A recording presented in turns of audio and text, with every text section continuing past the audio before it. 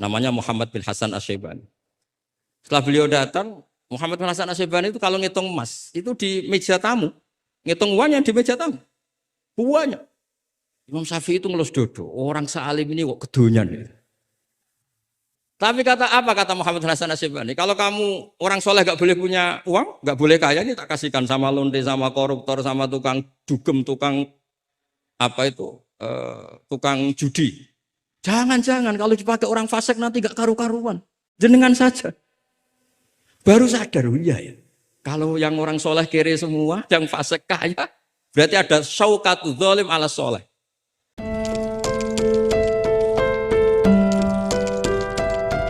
Ada walad dan min Bani Israel, ahlakan apa? Mulka. Nyata, padahal itu ru'yal kafir.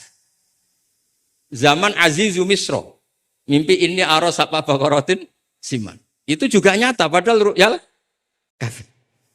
Sehingga di Dalailun Nubuwah, Imam Bukhari sendiri memasukkan komentarnya Heraklius.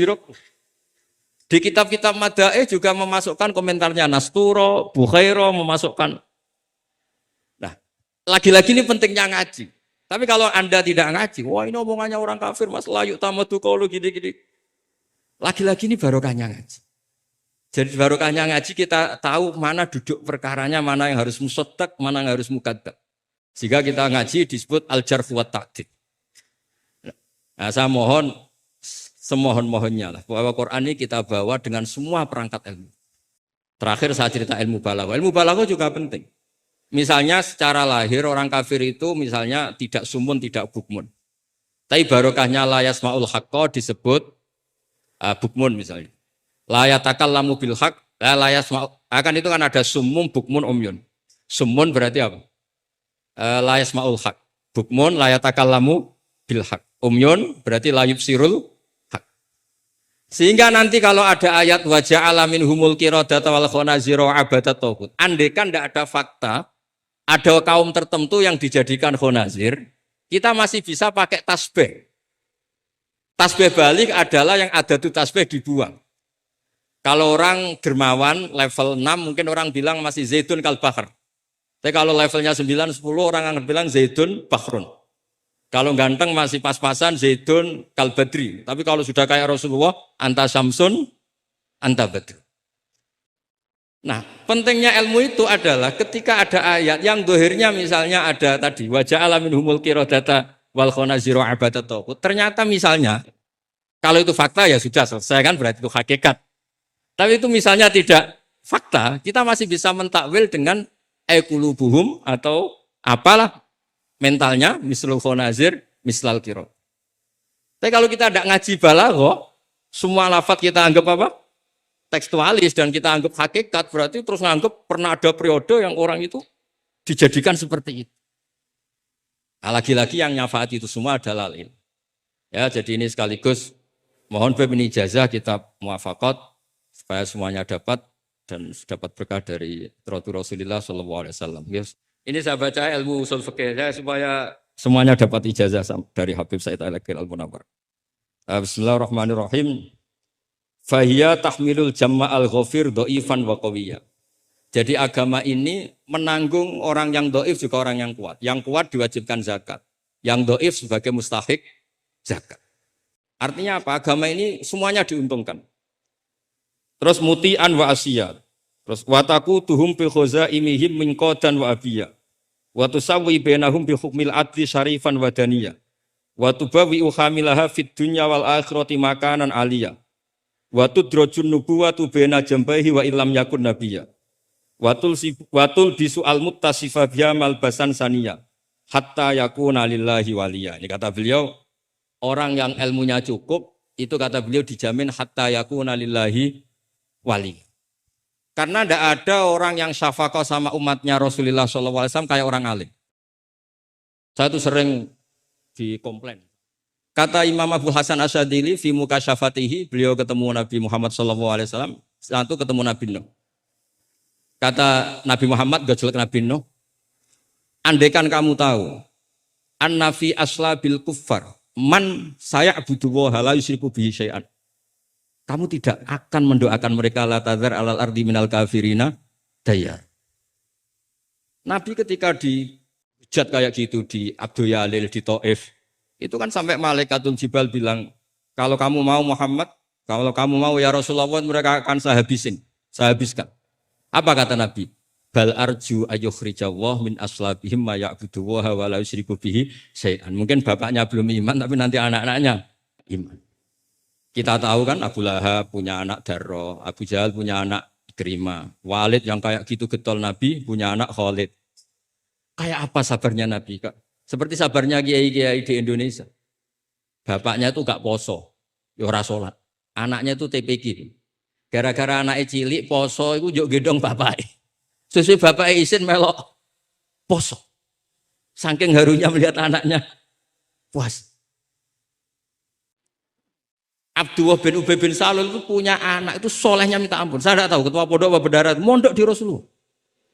Itu termasuk min ajal italamitihi Abdullah bin Ubay. Punya anak Abdullah juga namanya. Sampai ketika ya Rasulullah bapak saya itu meninggal. Tolong dikasih syafaat. Ya. Saya ingin kafannya itu jubah jenengan. Fanaza jubah tahu dikasihkan. Tidak sekedar itu. Tolong ludahi ya Rasulullah biar diludahi. Sampai Umar itu ya Rasulullah apa engkau tidak ingat Abdul bin Ubay ngomong gini. Enggak pernah ada. Ya nanti saya mintakan maaf ya Umar. Tapi kata Allah intastaghfir lahum sab'ina marrah falaya wa sa'azituhu ala sab'in. Kalau 70 enggak bisa nanti saya tambah. Itu karena ngergani anaknya. Kata banyak ulama mengatakan aslama bi ra'fati Rasulillah wa bi ahwali Rasulillah itu alfun min ahli baiti kaum. Jadi gara-gara sikapnya Nabi yang simpatik, orang kampung yang gengnya Abdullah bin Ubay itu menjadi Islam semua. Wong kok apike gitu, orang kok sebaik itu Rasul. Haru. Artinya gini, ada bukti bahwa anaknya orang enggak karu-karuan itu ya bisa mondok. Bapaknya enggak bisa baca Quran, anaknya hafid. Pas di wisuda itu nangis. Nangisnya karena saya itu baca Quran aja enggak bisa kok anak saya hafid. Nah, roja ini loh yang menjadikan kita semangat, tetap enggak frustasi nyai di Indonesia. Karena Nabi ketika melihat kafir harbi saja, Nabi tetap menghentikan bal arju. Saya berharap ayyukhrijawah min aslabihim ma ya'budu wa la yusyriku bihi syai'an. Nah ini sekaligus supaya saya di sini ada gunanya. Andai kan undangan ini salah juga sebagai kafaroh, kesamit kafaroh semuanya.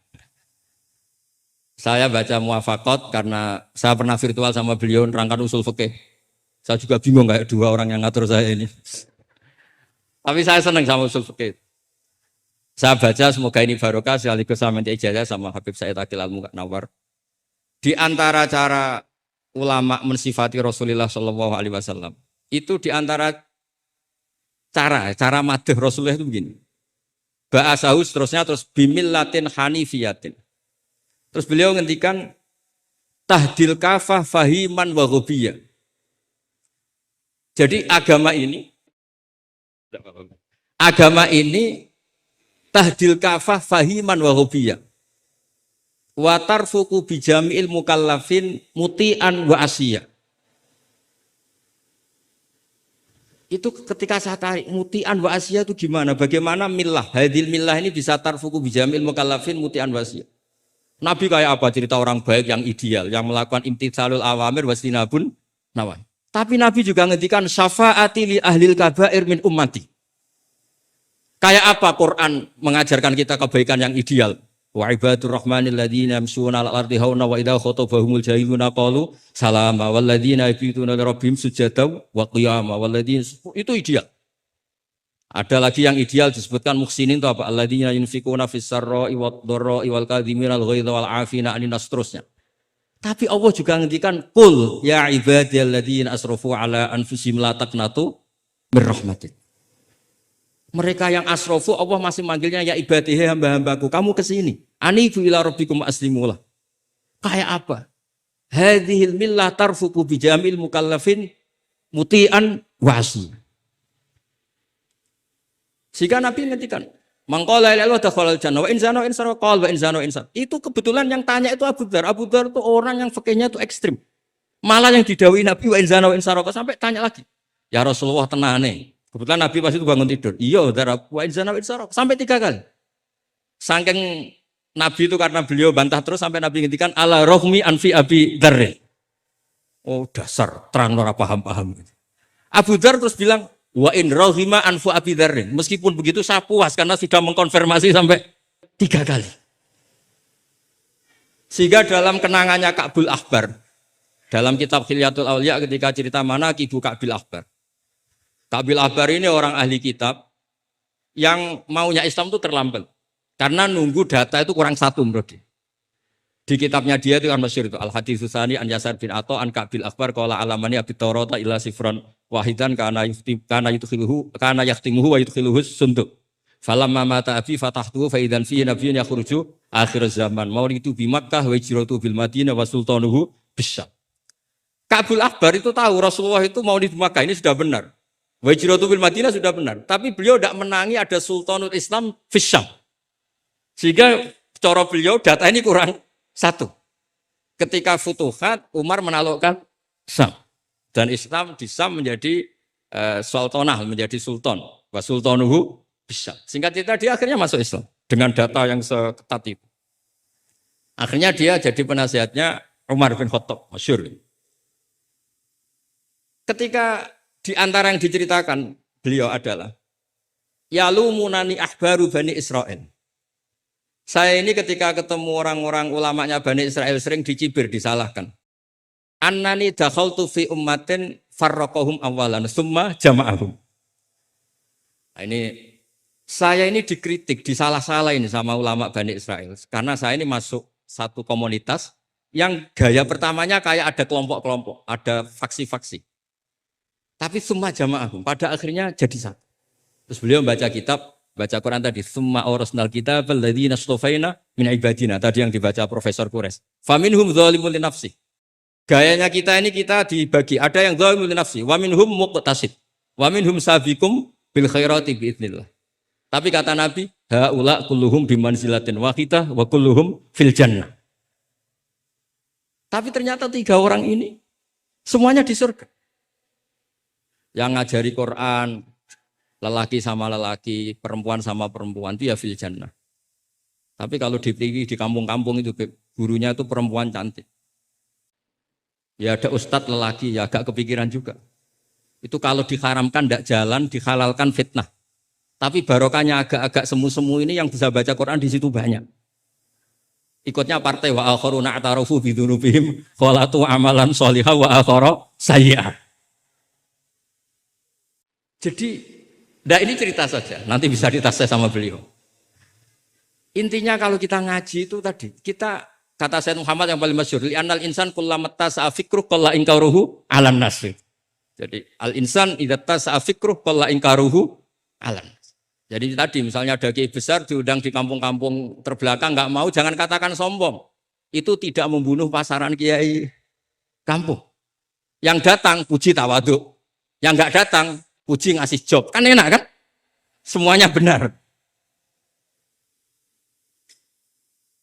Semuanya apa? Loh, saya kalau bidang kemenak tidak datang, karena ngasih jatah jenengan-jenengan ini. Kalau saya datang bisa majub ini. Ya ini sekaligus minta ijazah saya baca Muqaddimah. Nah, ini banyak keluarga saya sama dari keluarga Lasim. Begini ya, masalah ulumul Quran. Saya dulu kalau diajarin bapak itu sering beliau cerita. Kamu cari sisi ekstrimnya. Sisi ekstrim itu begini, misalnya hudal lil muttaqin. Quran itu petunjuk bagi mereka yang takwa. Orang-orang idealis ngartikan takwa itu adalah orang-orang yang imtitsalul awamir wastinabun nawahi. Itu orang ideal. Tapi faktanya Sayyidina Umar itu masuk Islam itu dengar surat Toha khina kana huwa kafir. Ketika beliau masih kafir. Beberapa sahabat dulu masuk Islam itu ketika mendengar Quran statusnya masih kafir. Sehingga ada bukti bahwa orang tidak muttaqin juga bisa dapat hidayat Quran. Nah, barokahnya kita baca banyak, Quran itu bukan sekedar hudal lil muttaqin tapi juga hudal linnas. Lalu dianalisis. Oh, jangan-jangan lil muttaqin ini cara balaghah min babil iktifa. Lil muttaqin wa ghairihim. Buktinya ada ayat lain yang menyebutkan hudal linnas. Ini itu awal dari disiplin ilmu. Sehingga memang tidak bisa kita apa mengartikan Quran tanpa baca tafsir yang banyak. Kemungkinannya tadi tambah pinter atau tambah bingung tadi. Nah, soal kita tetap tidak bisa itu ya alhamdulillah memang manusia didesain wa kanal insanu dzaluman jahula. Jadi kalau kita bodoh itu sesuai rencana Tuhan memang itu. Jadi tidak usah disesali biasa aja memang. Dari dulu juga sudah direncanakan kita ini berstatus wa kanal insanu dzaluman jahula. Itu secara balaghah itu dzaluman banget dolime, jahulan itu banget bodoh. Banget dolimnya itu begini, andaikan kita ini orang baik, itu juga nggak mesti baik. Tadi dawai Pak Kures itu, saya sering memberi analogi. Saya ini kata orang banyak, itu ketok.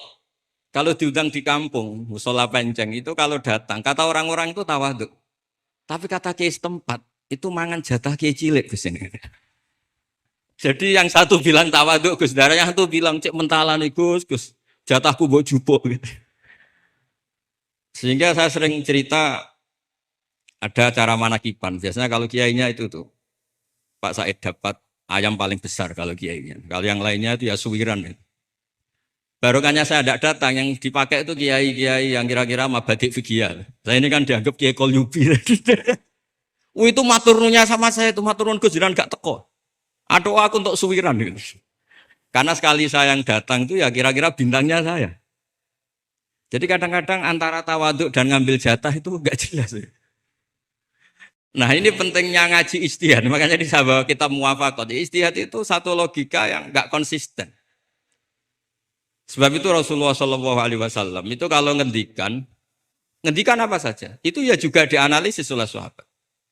Misalnya begini, ya ummul qauma aqra'uhum li kitabillah. Tentu imam itu yang terbaik.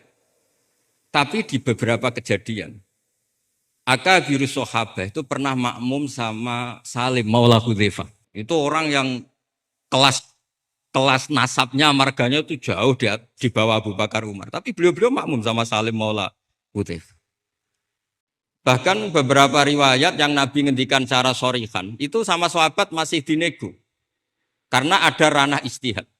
Misalnya Nabi ngendikan, La tusalliyanna asra ila fi bani Quraidah. Ternyata mendekati Bani Quraidah kadati syamsu antagruba, matahari hampir terbenam. Sebagian sahabat berpikir kita harus sholat di sini karena matahari mau terbenam. Sebagian yang lain enggak, Nabi bilang jangan asar kecuali di Bani Quraidah. Separuh sholat asar, separuh enggak. Falam yu'annif ahadan minhum. Nabi enggak menyalahkan salah satu karena ini masalah apa? Ijtihad. Jadi ini matur juga Gus Samit, saya tadi dari rumah bilang sama keluarga, saya datang tapi mau pamit. Ini saya sudah mau jadi resi, mau uzlah. Karena ya itu tadi, kalau saya ngisi terus itu apa tawadhu, apa nutup jatahnya orang lain itu juga gak jelas. Nanti hisabnya itu apa ya, gak jelas. Bapak itu sering ngajari gitu. Pak itu kiai sepuh jadi imam masjid istiqomah sekali sampai tua. Itu istiqomah apa mau digenti kan? Itu istiqomah atau enggak mau regenerasi. Jadi orang itu biar mikir. Saya beri contoh sekian pentingnya ijtihad. Karena Rasulullah SAW idan sorofa min sholatihi akbala aliyana biwajhi. Sehingga banyak orang, banyak imam kalau habis sholat itu langsung menghadap ke makmumin. Kalau di Indonesia menghadap ke timur. Tapi di beberapa tabwibnya Imam Bukhari atau Tarjamatul Bukhari, beliau menyebut itu lil mau'idhah. Buktinya setelah itu Nabi ngendikan aro'aitakum lailatakum hadhi. Kamu mimpi apa? Coba terangkan ke saya. Sehingga terus ada yang mempraktekkan boleh menghadap ke makmumin kalau li ta'lim atau lil mau'idhah. Tapi banyak juga ulama yang menganalisis itu bentuk maklumat anna sholata inqadat, bahwa sholat itu selesai. Takutnya Nabi kalau tetap menghadap ke barat sesuai bentuk duduk tawarruk atau tahiyat akhir atau itu nanti dikira Nabi fi sholat. Sehingga orang yang datang kemudian Allahu Akbar, makmum sama Nabi itu bahaya betul dalam bab sholat. Karena robtus sholat diman laisa fi sholatin. Berarti makmum tadi menggantungkan sholatnya dengan orang yang sudah tidak sholat. Sehingga dibutuhkan sikap memaklumatkan kalau sholat itu inqadhat. Dengan cara apa? Boleh menghadap ke timur, boleh menghadap ke utara kalau dalam konteks Indonesia. Kalau kata Imam Syafi'i, ja'alul makmumin janibal yamin, berarti orangnya menghadap ke utara kalau. Nah, analisis seperti ini penting karena Nabi memang nggak konsisten. Kadang akbala aliyah Nabi wajib, kadang istighfar salasan suman sorofa, kadang apa. Sehingga barokahnya ilmu itu akan luar biasa. Tadi juga disebutkan menyangkut bid'ah. Kalau sampai belajar ulumul hadis, Said Muhammad menulis dalam kitab Babul Farad, kalau bid'ah itu artinya yang nggak pernah diajarkan Nabi, itu berapa kejadian zaman Rasulullah yang Nabi membenarkan sesuatu yang Nabi sendiri itu tidak tahu. Masyhur itu ada sahabat ketika i'tidal bilang, Rabbana lakal hamdu hamdan katsiran thayyiban mubarakan fi. Kita tahu ajaran Nabi adalah Rabbana lakal hamdu bil samawati atau mil as-samawati wal ardh. Sehingga setelah sholat Nabi tanya, ayyukumul qail, siapa tadi yang melafadzkan itu? Semua sahabat tuh diam. Karena takutnya Nabi menyalahkan. Ternyata Nabi ngendikan, tadi siapa yang melafadzkan itu? Fa inni ra'aitu isna asyara malakan yabtadiruna ayyuhum yaktubu awal. Anggap ini kontes kecerdasan, makanya beliau tuh cerdas banget. Ben sawangane ana kiye Jawa cerdas, ibu cerdas. Ajane kula niku nggih sungkan. Enggak, saya tadi melihat 12 malaikat, wa fi riwayatin salasina malakan, itu ada beberapa riwayat. Yang mereka itu berebut menulis siapa yang menulis pertama. Saking indahnya kalimat itu. Terus ada orang bilang, ha ana ya Rasulullah, tadi saya. Itu min ghairi sabqit ta'lim, tapi tidak mengajarkan itu dulu. Terus Said Muhammad melihat lagi peristiwa Bilal. Ya Bilal, kamu itu punya ngalaman apa sih sampai saya mendengar dafana alaika fil jannah. Saya melihat Qur'an alaika fil jannah. Ketukan sandal kamu di surga. Bilal cerita, saya tidak pernah wudhu gini-gini kecuali saya sholat dengan wudhu itu. Dan banyak lagi amal-amal sahabat yang min ghairi sabqit ta'lim kemudian di-ACC oleh Nabi. Andai kan bid'ah itu yang belum diajarkan Nabi, tentu semua itu salah. Kowe sing marahi sapa, ora tak warai kok kreasi dhewe. Fa antal musyarri'. Tidak, Nabi ternyata mengiyakan. Yang ketiga yaitu peristiwa kulhu. Ada imam di Masjid Kuba, kila fi syariatin itu. Nabi arsala syariatan itu selalu kalau imam itu baca kulhu sampai makmumnya itu jenuh karena main kulhu terus. Singkat cerita si imam ini dilaporkan, ya Rasulullah, imam yang kau tugaskan ke kita ini main kulhu terus. Itu gimana ya Rasulullah? Tapi Nabi karena bijak panggil orang itu, dipanggil. Kenapa kamu sering baca kulhu?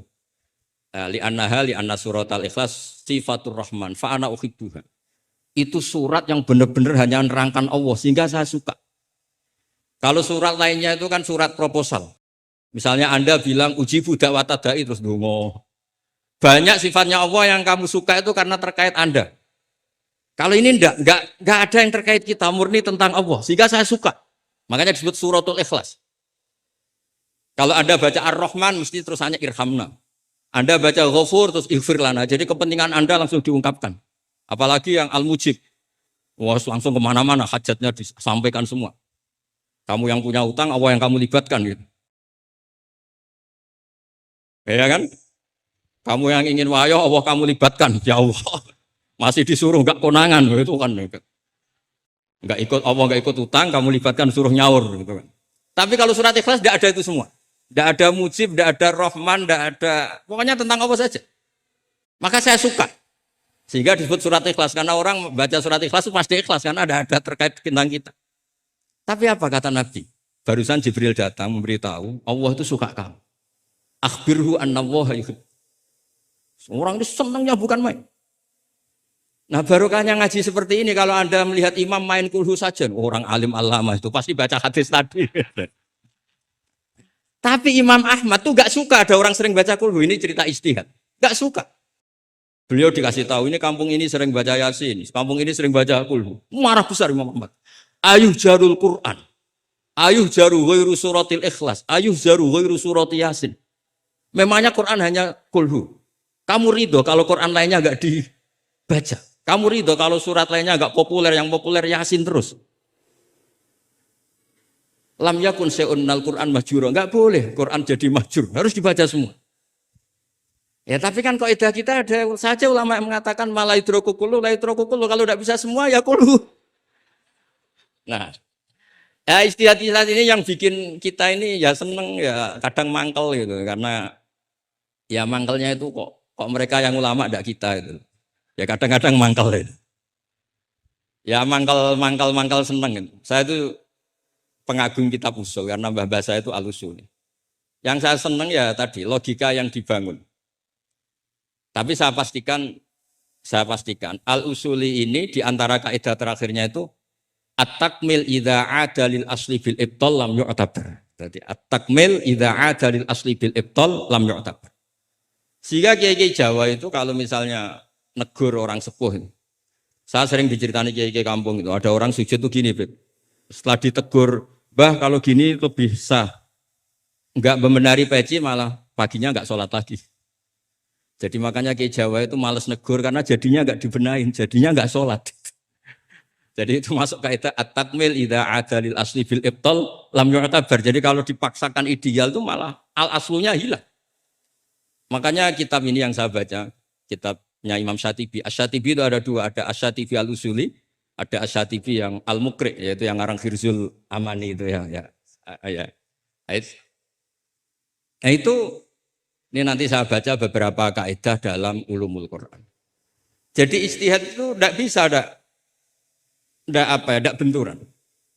Saya sering cerita di mana-mana. Dulu Imam Syafi'i itu pengagum kemiskinan, karena kalau orang miskin itu tidak ada hisabnya. Oh, senangnya bukan main dengan miskin. Selain faktanya miskin, senang tapi dengan orang miskin. Karena ada hisab. Setelah ngaji sama Imam Malik, beliau tanya, siapa orang yang selevel jenengan ya Malik? Ya dulu ada Imam Abu Hanifah, sekarang sudah wafat. Tapi ada muridnya. Namanya Muhammad bin Hasan Asy-Syaibani. Setelah beliau datang, Muhammad bin Hasan Asy-Syaibani itu kalau ngitung emas, itu di meja tamu. Ngitung uangnya di meja tamu. Uangnya. Imam Syafi'i itu ngelus dodo. Orang sealim ini kok kedonyan. Tapi kata Muhammad bin Hasan Asy-Syaibani, kalau kamu orang soleh gak boleh punya uang, gak boleh kaya, ini tak kasihkan sama lonte, sama koruptor, sama tukang dugem, tukang tukang judi. Jangan, kalau dipakai orang fasik nanti gak karu-karuan. Jenengan saja. Baru sadar, iya ya. Kalau yang orang soleh kere semua, yang fasik kaya, berarti ada syauqatu dzalim ala soleh. Ada syauqatu dzalim, kayak apa bahayanya? Ada saltonatul fasik ala soleh. Semenjak itu Imam Syafi'i itu tuh sampai fatwa berlebihan. Orang Islam yang bisa kaya kok miskin haram. Kuat beli Alphard kok beli carry tua haram. Terus berlebihan. Kalau Gus Ilmi kuat jabat kok enggak haram.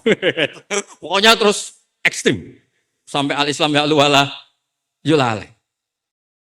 Terus kata kiai-kiai Jawa yang alhamdulillah banyak yang miskin juga. Komentarnya lucu. Wes ngerti Mbah, cuma ora kelar. Artinya punya selera kaya itu kita sudah punya. Jangan haramkan, semuanya tahu kok. Cuma enggak mampu, jadi sudah salah no.